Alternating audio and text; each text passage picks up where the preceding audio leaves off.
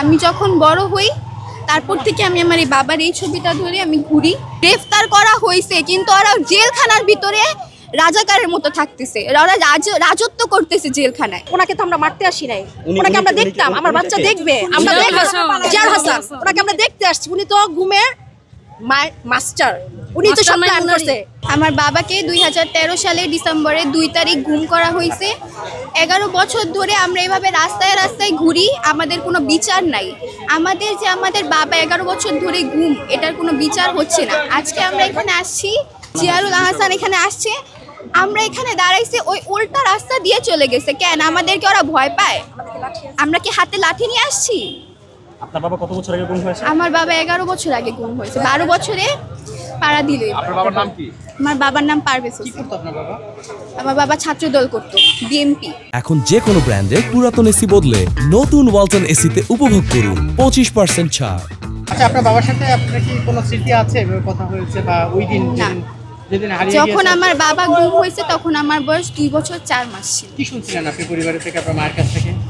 সেদিন কি হয়েছিল? শুনেছিলাম যে আমার বাবা গুম হয়ে গেছে। আমি যখন বড় হই তারপর থেকে আমি আমার এই বাবার এই ছবিটা ধরে আমি ঘুরি। এখন যখন 5 আগস্টের পর দেশ স্বাধীন হয়েছে, এখন আমরা আমাদের বিচার চাইতে আসছি, এখানে আমাদের কোনো বিচার হইতেছে না। তাদেরকে তো গ্রেফতার করা হয়েছে, কি ধরনের শাস্তি চাচ্ছেন? গ্রেফতার করা হয়েছে কিন্তু ওরা জেলখানার ভিতরে রাজাকারের মতো থাকতেছে, ওরা রাজত্ব করতেছে জেলখানায়। এই যে আজকে আমরা এখানে যে সকাল 10টা বাজে আমরা আসছি, মানববন্ধন করছে, আমরা এখানে এসে দেখি কি ওদের আত্মীয়রা ওদের জন্য এত খাবার নিয়ে আসছে ওদের খাওয়াতে। তখন আমরা এখানে দাঁড়াইছিলাম, একটু পরে বলে যে ওই এখান দিয়ে বের হবে। আমরা সবাই এখানে দাঁড়াইছি, দেখি যে ওই উল্টা গেট দিয়ে বের হয়ে গেছে। কেন আমাদের কি ভয় পায়? আমরা কি লাঠি নিয়ে দাঁড়াইছিলাম? আমরা শুধু আমাদের বাবাদের ছবি দিয়ে দাঁড়াইছি, আমরা আমরা মারতেও আসি নাই, ওদের কিছু তাড়াইতেও আসি নাই।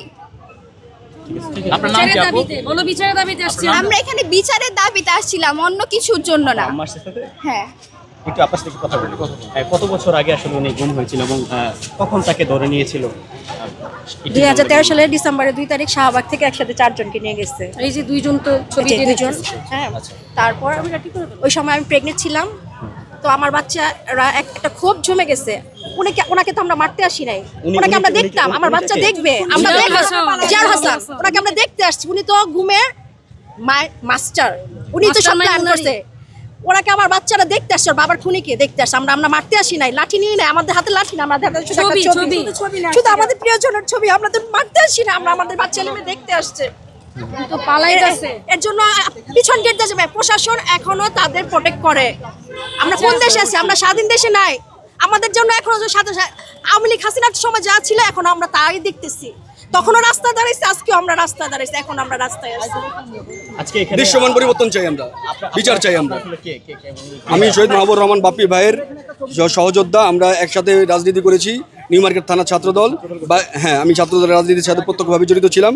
আমার ভাইকে অন্যায়ভাবে গ্রেপ্তার করে তাকে নির্মমভাবে হত্যা করেছে ঢাকা মেডিকেলে নিয়ে গিয়ে। তৎকালীন যেই এমপি ছিল ঢাকা 10-এর তাপস, ফজলেনুর তাপস, সে জনগণের ভোট চুরি করে নির্বাচিত হয়েছিল। সে এবং তার দোসররা মিলে আমার ভাইকে নির্মমভাবে হত্যা করেছে অন্যায় অপবাদ দিয়ে। রাজনীতি করা কোনো অপরাধ নয়, ঠিক কিনা ভাই? রাজনীতি করা কোনো অপরাধ? আমার এটা মৌলিক চাহিদা। আমি দেশের নাগরিক হিসেবে যে কোনো দল করতে পারি।